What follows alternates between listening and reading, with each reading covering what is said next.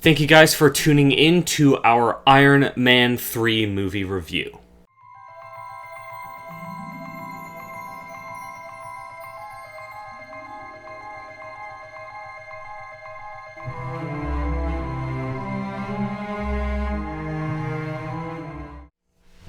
Thank you so much to those of you who have subscribed or liked or commented on any of our other videos. Helps us out a lot. And if you haven't done any of those things or haven't done those for this video, please feel free to go and hit that subscribe button. After you're done watching this video, leave a like, leave a comment. We appreciate it. Yeah, and without further ado, into the review. Iron Man 3. Yes. Quick thoughts. Overall impression of this movie was confusion, I'd say was my most lasting emotion. There was just a lot of nothing happening, if that makes any sense. Things were kind of disjointed and it was really hard to follow. That being said, I love Pepper and Tony in this movie. They're adorable. Yeah. So. I agree with you there, but the thing is, it wasn't boring like Thor was boring. No. But it, in the same way with Thor, it didn't have much substance to it. But it wasn't boring, which was weird. Yeah. And I'm not sure why it wasn't boring. Yeah. It may be the visuals.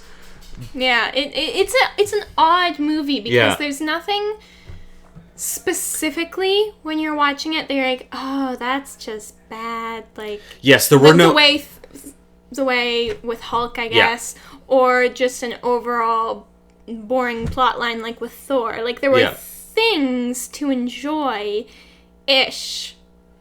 You know? Yeah. Like, it's just... And there are no, moments where you thought that specifically is a problem. You had to more take a step back and be like, okay, what are some major not major, overall problems for the movie, which is something that's very hard to do. It's harder than being like, oh, that scene wasn't good, or their lighting wasn't good there, or that dialogue was terrible, or the villain was terrible, although he was.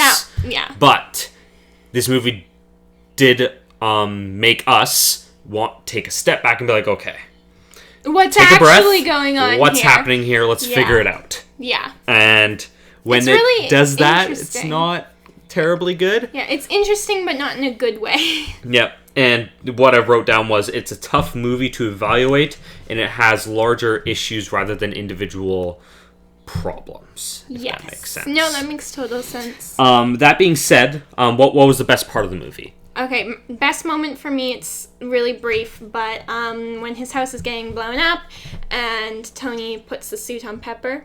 I love that moment. I completely forgot about that. Actually, okay, I love that moment, and then very shortly after that, she's like blocks the bit of ceiling that's falling down. I love that. I love the balance of character it has there, where he gets a super awesome moment of saving her, and then she immediately after gets an awesome moment of saving him. It shows both of their their love for each other, their commitment to each other, but then also their selflessness and bravery, and it's good. It's really good. I completely forgot about that moment, to be honest. My favorite part was the whole when he goes to, I'm going to call it Home Depot. It might have been Rona or a home hardware center. And he bought all the stuff, and then he uses his homemade gadgets that he's made to infiltrate Killian's mansion? Mansion-y thing? Yeah, it's mansion. Castle-y, mansion-y thing. Mansion more than a castle. The reason why I like that is because it showed off different skill sets that Tony has. So far, we've only seen his ability to use an Iron Man suit and his brain. Nothing else. This falls under the brain. It does fall under the brain, but it's a different kind. Yeah. Because it's not so much just his brain in solving a problem or using his tech to solve a problem. It's him actually going out using his resourcefulness and building something. Besides his Iron Man suits, we never see that. This is the first moment that we do see something like that. And it shows how skilled and resourceful he is outside of his regular technology, which I liked. Yes. And also that action scene was kind of cool. It was. Now, I'm going to say, I really wanted to like that for all of those reasons that you've listed.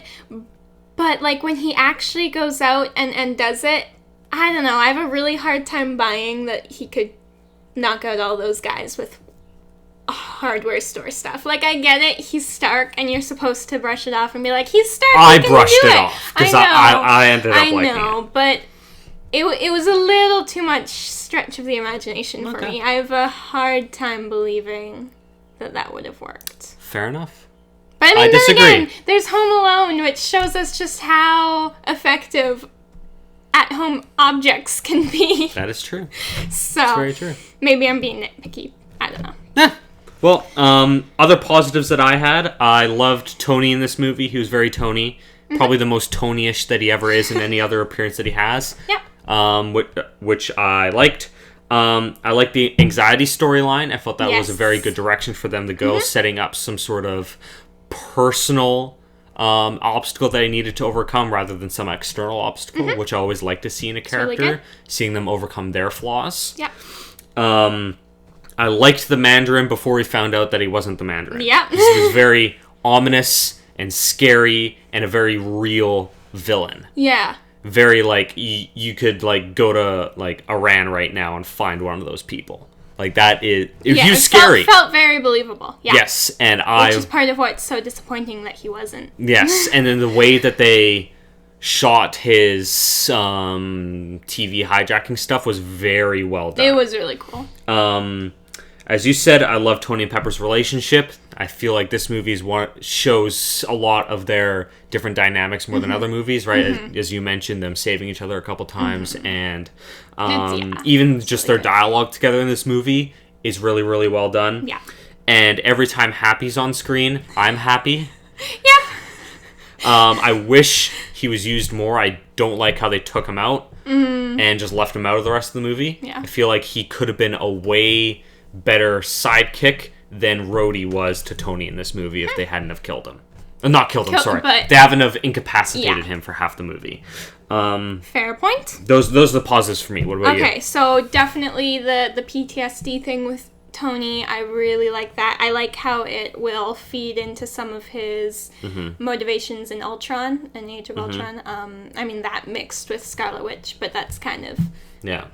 Yeah, feeding off of his PTSD, which was very interesting, makes him a more real and relatable character, not that he wasn't already, but just adds to that.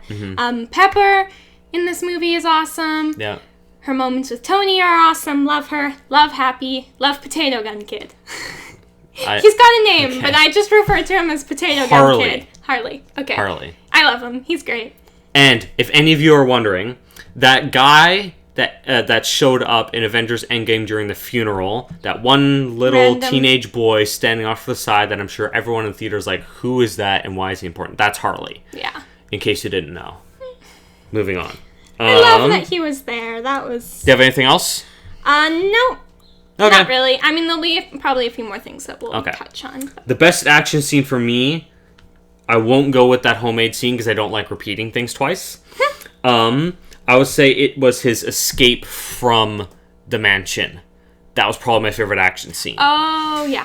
Okay. Because it showed his skill with not his whole suit. Yeah. It showed a variety of resourcefulness, again, being able to use his environment to his advantage, because when he's in his Iron Man suit, he doesn't need to do that. Yeah. But in this case, he does. Yeah. Being able to use the machine gun. Was it a machine gun or pistol? I can't remember. And what really drove it home for me was the vulnerability. We rarely see Tony in a vulnerable position, and it felt like that was like, he could legit die here. Yeah. Like he has like no actual protection, because usually a suit, like, he's completely covered, but in this case he had like one or two hands and a foot, and it's like, that's not and terribly it was helpful. kind of chaotic, and I liked the chaos that provided. I don't think any of the other action scenes really delivered on what they could have brought to the movie. And yeah, I like that scene. Yeah. Do you agree? Yeah, I definitely agree. I enjoyed that scene too. It was fun. Fun, yeah. And I think that is what made it hard for us to judge this movie, because of the fact that there was some fun moments, and the fact that there was not much substance and it wasn't boring but fun. It's like weird. It's really weird. It's a weird movie.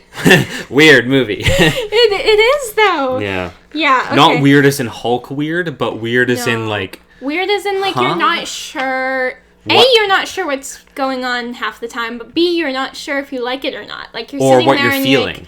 Okay. No, that one's cool. That's not as cool. Now I'm confused. Yeah. Confusion is a good word to describe it. Yeah. Unfortunately so. Favorite quote. Let's go with you first. Okay, so at one point he's talking with Pepper in the basement because he hasn't slept in forever, and he's 72 hours. Yeah. That's a long time, actually. I would not be operating anymore. The kid eating candy. Can you still see straight? Kinda. You're good. I imagine speaking from personal experience there. So he says, the suits, they're a part of me. And that's something that he has to learn to let go throughout this movie because his suits are not available to him for quite a significant 90% chunk. of this movie, he doesn't have his suit. Or only parts of his suit. Yeah. So it's interesting, and it helps us kind of be drawn into his character and what he's going to learn in this movie, etc. For me, my favorite quote was right at the end of the movie when he's summing everything up as a narrator, and he says, "We create our own demons." And I feel like that Which he actually said at the beginning. So he did say that at the beginning? Yeah, he wraps it up in a bow. Okay. Look at Tony. That is a very real statement, especially in today's world when there's almost no obstacles. If you're growing up, especially in Western society, there's almost no obstacles if you're almost no obstacles unless you're born into poverty. But no obstacles for you to do whatever you want. Pretty much. And the only thing that's going to prevent you from achieving your goals is things that you put in your way.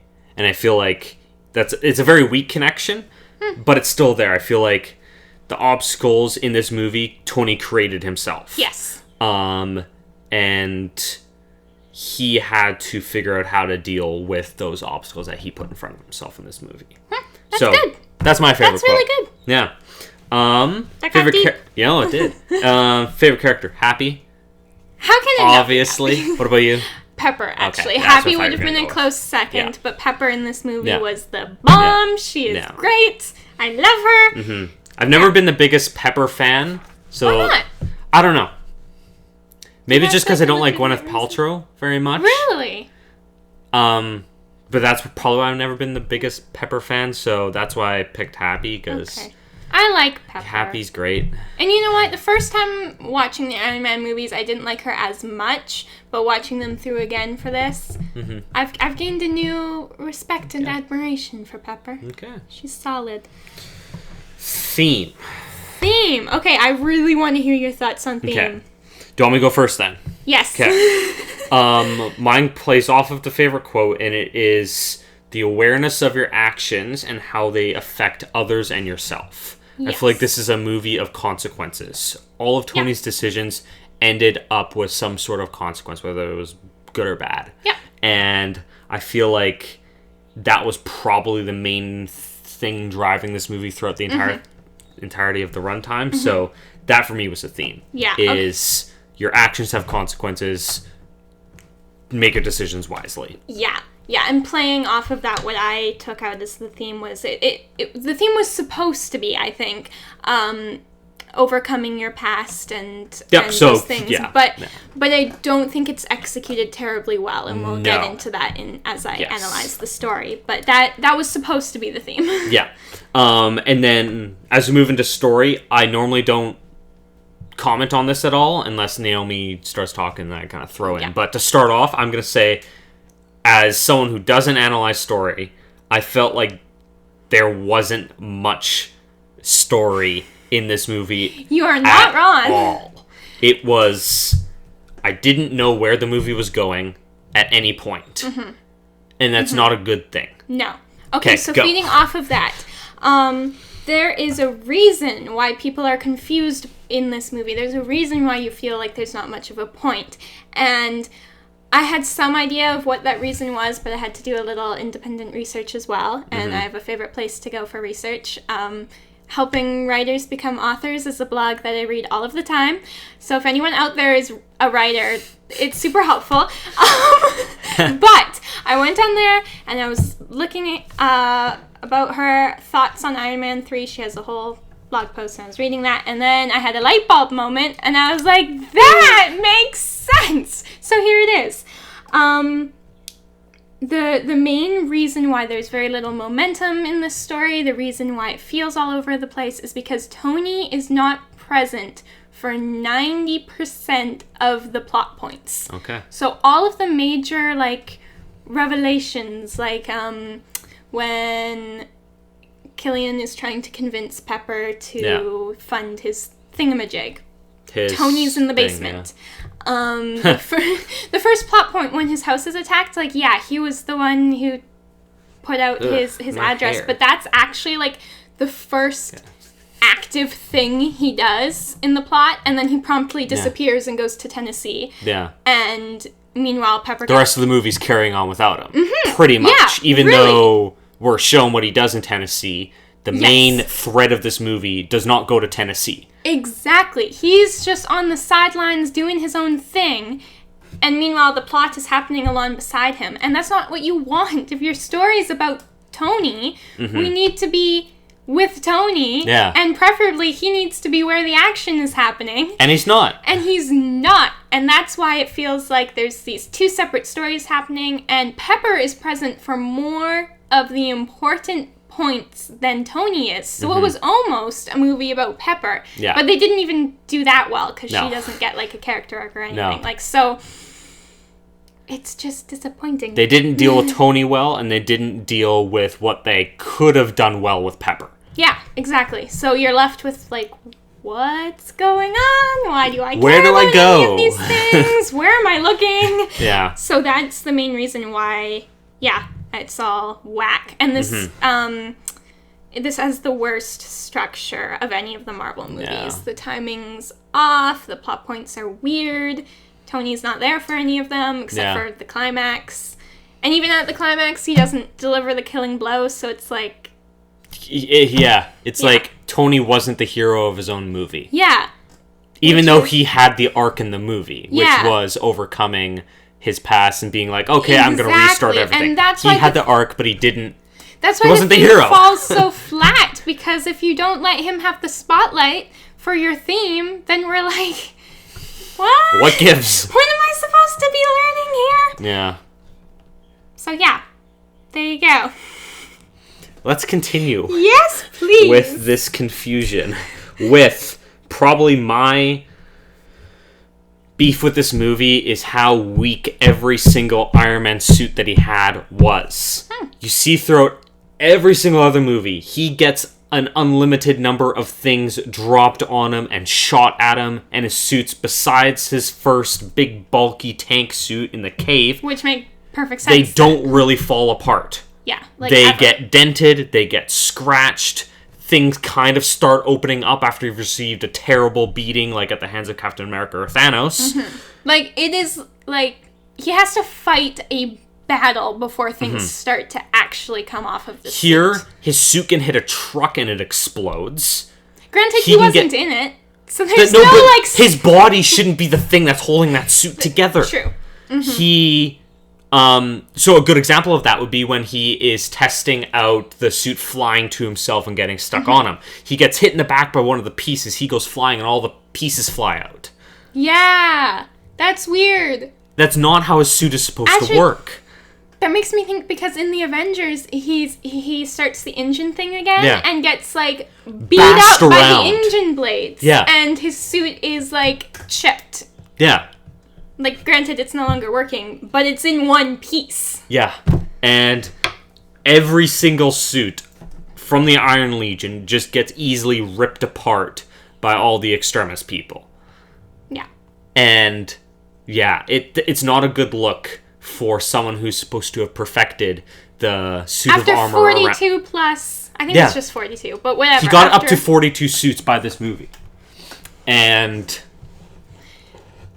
Yeah, they're all one trash. Would think that they would hold together a little bit better. That's a valid point, and one I totally didn't think of. But yes. Okay. So what was your worst moment? And they'll pop back and forth for other I actually beefs. didn't have, like, a specific worst moment. Okay. I have a lot of problems, but they're all sort of overarching story kind of problems. Okay. So, let's bounce. Let's bounce. So, I'll go first. Is that okay? Go right ahead. Okay. It would be the twist with the Mandarin, us finding out that he's just an actor, Trevor Slattery.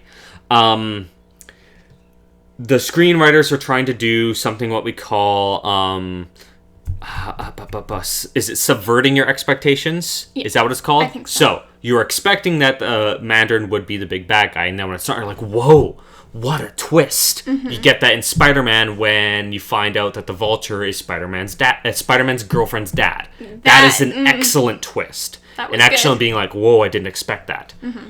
This wasn't a, whoa, I didn't expect that. It was like a, I didn't expect that. Yeah. And this is one of the main problems I have with The Last Jedi, is that they took every single thing you were expecting and turned it on its head, but not in a good way. Mm-hmm. This is why Star Wars is terrible. And that is what they did wrong in this movie. They took something that we didn't want to be changed. We want to see where it went. Yeah, there's a difference between twisting expectations and fulfilling what your audience wants, because you want them to be surprised, but the audience subconsciously wants to be surprised with things that they already sort of knew, if that makes any sense. So using that example of the Vulture being her dad, we can kind of expect that there's going to be some sort of conflict getting in the way of them having a good dance.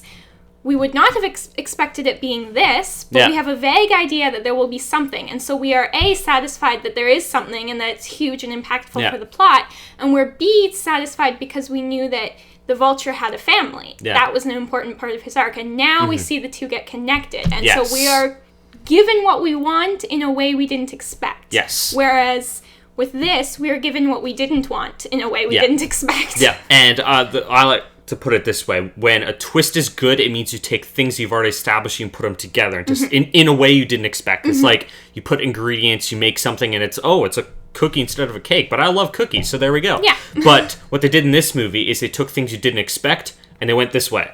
Yeah. You don't want it to go this way, because then it becomes a really, really bad burnt cookie. You want it to go this way. Yes. Yep. Okay. Go. Perfect. Okay, I will be coming back to that, I think, but my first thing was just so the villain's plan made no sense, and I know that's going to be on yours too, but there was multiple times throughout the movie where we looked at each other and was like, wait, what does he want right now? Yeah. What is he doing? Like, honestly, why does he want the president? What did he want? Why did he want it? Yeah. We're only given vague ideas of what he wants, and it's really weird. Yeah, he has like 3 options available to him that I thought of. One, he wants to take over the world and be the most powerful person in the world. That no. I'm just presenting 3 options, and then we'll go. And then the other one was just making weapons and selling them, which was this biological weapon. And then the other one was actually using it for healthcare, as we kind of saw with him providing that for the vice president's daughter. So we see a bit of all of these. There's 3 different options for him. And we don't really see him committing to any one of those. And we're left with, what is he doing? Like, what is he actually planning? What is his actual goal? Like, how much of this is just extra benefits to his driving goal? And how much are supposed to be the driving goal? Like, it's not good. It doesn't make sense. Like, you shouldn't be on the nose with it. Like, you shouldn't, like, have someone look in the camera and be like, okay, audience, this is what he wants. Yeah. But at the same time, don't just be like, oh, he wants stuff. Yeah. I don't like the president plotline.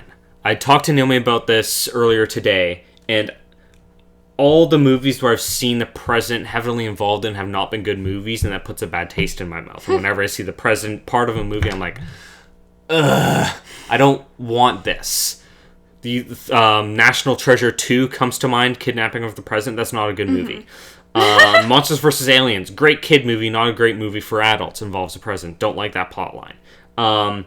In this movie, I don't get why the president needed to be involved in the first place. Yeah, I mean, I understand it's a war on terror, but you never see that in today's world where terrorists are going after our president. They go after civilians, because I think that has a greater impact on our emotions. Because if our president dies, we're like, okay, that's terrible, but we've got a replacement. If civilian dies, you're like, am I next? Yeah. And that I feel like has a much greater impact on the individual. Yeah, and just kind of side note, I don't know terribly much about American politics, but I don't know exactly how the Mandarin was planning to use the president's death to help him do whatever his goal was. Like, how does that actually help you? They have backups. That's called the vice president. And then there's Speaker of the House, and there's Chief of Staff after. Like there's people to take over his spot. America's not going to fall apart because your president died. America's had presidents assassinated in the past. And they're doing fine. Clearly. Or are they? They're doing fine. So, yeah, it other than a public display of power, it doesn't do much for him. And there are other ways for public displays of power. Like killing Tony would have been a much better way to go about that, being like, I just killed your world's best defender. Yeah. Come at me, bro. Yeah, if he was supposed to, be a great terrorist, then take out the guard dog. Like, okay. Okay, that was that. So the powers of the extremist people. We're not given very much information about it. We don't know what specifically it can do besides, like, heal and breathe fire, but we're not told, like, why. Like, why is it that regeneration has this side effect of heat? Like, Captain America can not regenerate to that extent, but he heals quickly, and there's no heat involved. And, like, this is not in the MCU as of yet, but Wolverine, like, regenerates, Wolverine regenerates, and he regenerates about that quickly. I'm not sure I can't remember exactly if he's ever had a limb chopped off and to grow back very quickly in the X-Men movies. I know he's got shot in the head before, and it doesn't take that long for him to heal up and the bullet falling out. So and again, there's no heat involved, and I don't mind that there's heat involved. That's fine, but give us a reason why in this specific instance with this certain something or other. Like, just tell me why. Yeah, they give us more questions than answers. Yeah. And that isn't good for something that's supposed to be a bad thing. We want to know what it does. Why we give a small explanation as to why it fails, but I want to know exactly why it fails. I've had this problem with other movies before where I'm like, even if I don't understand it, I want a good explanation. Yeah. Like with how Tony was able to create a new element. I want a good explanation. I don't just want to be shown something. Explain it. Even if I don't understand it, I don't care. At least you tried. Yeah. There was no trying with this. I don't like... I mean, not that I don't like... I don't understand, again, the fire and heat thing. Like, why is that a thing? And going off of that, what's the power set? We're never explained what that is. In the beginning... what the limits of it are either. We're just told, like, if you push it too far, if you can't get back down to normal temperature, you explode. But, like, at what point are you beyond normal temperature? Like, falling into a ball of fire seems beyond normal temperature. And most of them are fine when that happens. Yeah. And actually, I have something else, but we'll get to that later. And it seems as if they establish, man, these guys are indestructible, nothing can kill them. And then the third act of the movie, every single one goes out like that. Like, you see... what's his face survive the first guy we're introduced to that has this power. I think his name's Eric or something. I can't remember. We see him, one of his other buddies, get exploded and he's fine. We see them walk through fire. We see them get dropped into pits of fire. They're still fine. We see one guy get shot in the face with Iron Man's repulsor blast. We see Killian's arm get chopped off. We see people get shot in the chest. Yeah. And they're all fine. Yeah, so it's like, at what point does it qualify as a deadly wound? Yeah. Like, and then why are they so easy to kill off in the climax? Like, there's this one scene where Rhodey's on the, like, haning thing, and there's two up, and then he cuts it, and they swing off, and the two fall, and we never see them again. Yeah. Well, Pepper falls an equal, if not greater distance into fire... and lives. Yeah, and then Killian is exploded, and he lives that, and then Pepper explodes him a second time, and we presume he's dead. Yeah. Like, the explosions are the exact same. Why does it work? Yeah, it's not good. Just... Yeah. I don't know what to say. much confusion. Mm-hmm. Okay, so there was that. I think that was kind of mine and yours. Okay. Do you have another thing? Yes. Go forth. This is the movie in which I don't think it's in any other movies. I think his tech starts a borderline on magic, especially when he's reconstructing the crime scene. The element stuff was pushing it for me. In Iron Man 2. Mm-hmm. His technology shouldn't be able to do that. I understand it's advanced, but that's you're still mind-bogglingly easy. Mm-hmm. Yeah, because keep in mind, he's still modern day. Like, he's more advanced than most modern day people, but this isn't sci-fi. Yeah. Like, you shouldn't be able to reconstruct an element's atomic structure from a map. But we're not talking about Iron Man 2, we're talking about 3. You shouldn't be able to reconstruct a crime scene with cameras that were destroyed and go through every single part, look at Happy, get the tech to be like, oh, that's where he's looking. Oh, there's a little thing. You can figure out where these guys are from. That shouldn't be a thing. Yeah. Like, I can get the Rainbow Bridge in Thor. That makes sense. Yeah, because it's Asgard. It's not really fantasy, but you know, like, I guess that counts as sci-fi. They are futuristic in their abilities. Yeah. They are far beyond Earth technologically wise. Yeah. Tony is on Earth in the modern day. Yeah, with he's holograms, a billionaire, he's pushing and them around and he's holding a genius, them and stuff. It's but there's a limit to it becomes too unbelievable for the viewer. Yeah. I don't like that. Fair enough. Okay. We talked about... Okay, so actually circling back to the Mandarin reveal for a little bit, about Trevor being the actor. Mm-hmm. I know so many people hate it, and I hate it too. I hate the reveal, and Trevor's, like, borderline funny, but not, like, that funny, and it is disappointing. I may not have been as disappointed if there had been some form of foreshadowing beforehand. Mm-hmm. If we were given a little bit of a reason to doubt the validity of the Mandarin. Yeah. Like, if we're... Something. Just give us something. Yeah. And actually something that comes to mind is when they're preparing for his recording. Yeah. And he's like, no eye contact or whatever. Yeah. And you're like...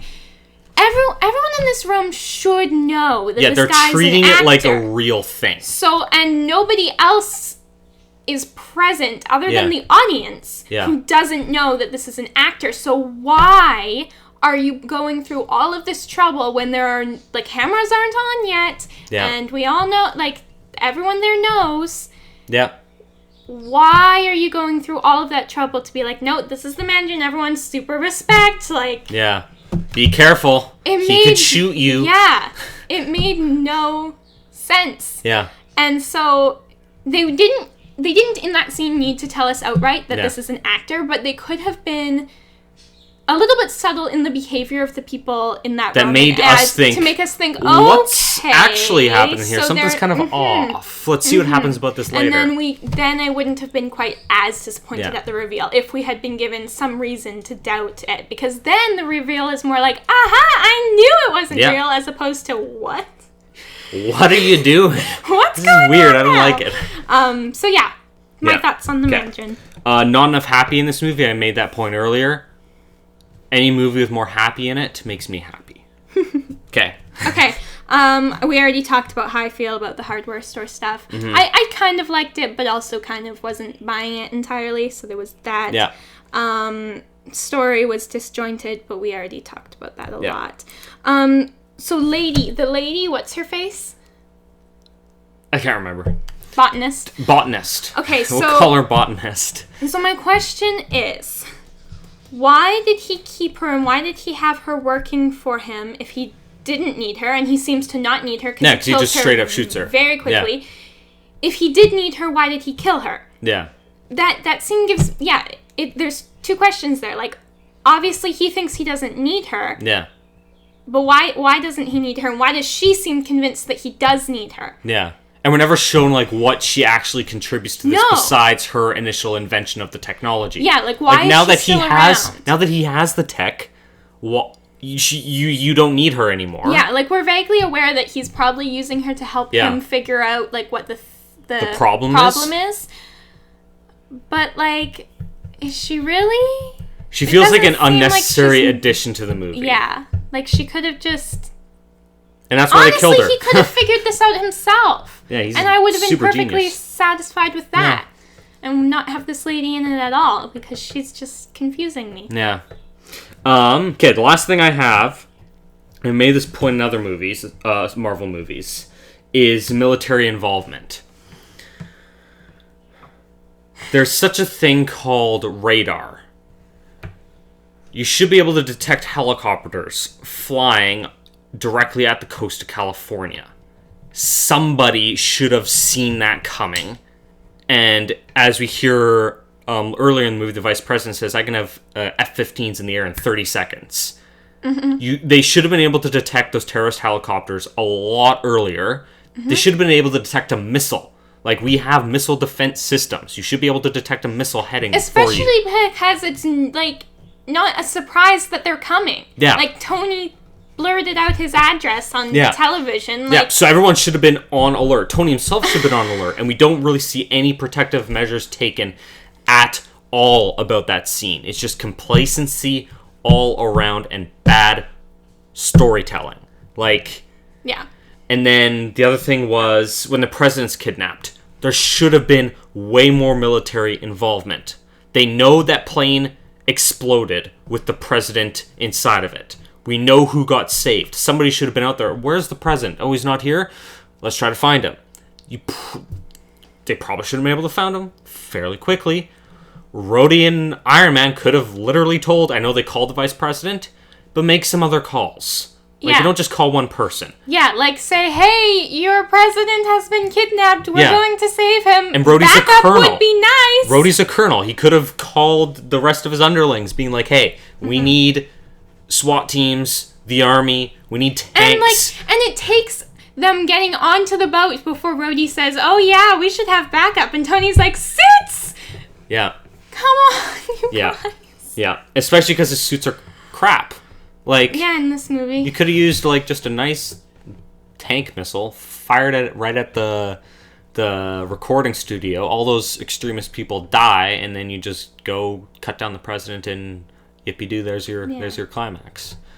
I mean, yeah, it's not as exciting, but, like, when Explain why they're not there. When you're making a story, you go through all the possibilities and go, I think a reader or audience of a movie might be able to think of some of these possible ways for the hero to get out of this situation. So either you do those, or if that's going to turn out boring, you give us a solid reason why that can't work. Yeah. You don't ignore the possibilities. Mm-hmm. And Marvel does in other movies, not particularly well, but they do it. They say, in Spider-Man, Thor's off-world, Captain Marvel, unavailable. Right? We're given reasons as to why the rest of the Avengers aren't able to show up for a lot of the standalone movies. Yeah. We're given reasons. Yeah. Sometimes they're weak reasons, but they're reasons. This one had no reasons. Yeah. Okay, one last point. Killian, when he talks, it's so weird. He has a weird way of speaking. He uses weird words. I noticed that. I don't know. It's weird. So even when he's trying to explain his plan to either Tony or his colleagues or whatever, I remember you're like, that left me more confused. Yeah. And nobody talks like that. Yeah. Yep, I remember that. I can't remember the specific quote, but I do remember we noticed that during the movie. We were like, what's happening? Use English! Okay. What was the point? For me, it is...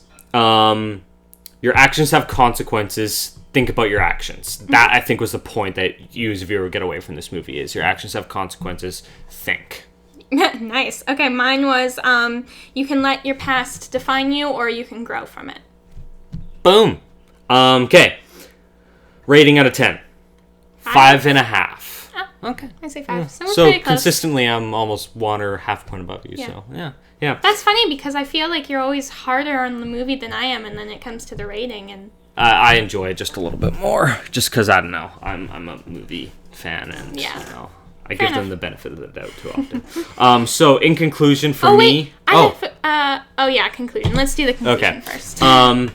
It's a movie that lacks substance. It doesn't have enough of the good things that this movie had initially, and it has a poorly developed alternate villain, I feel like, were the three main kind of beats that you can get out of this. Mm-hmm. Yep. Overall, just a strange movie to watch. Yeah.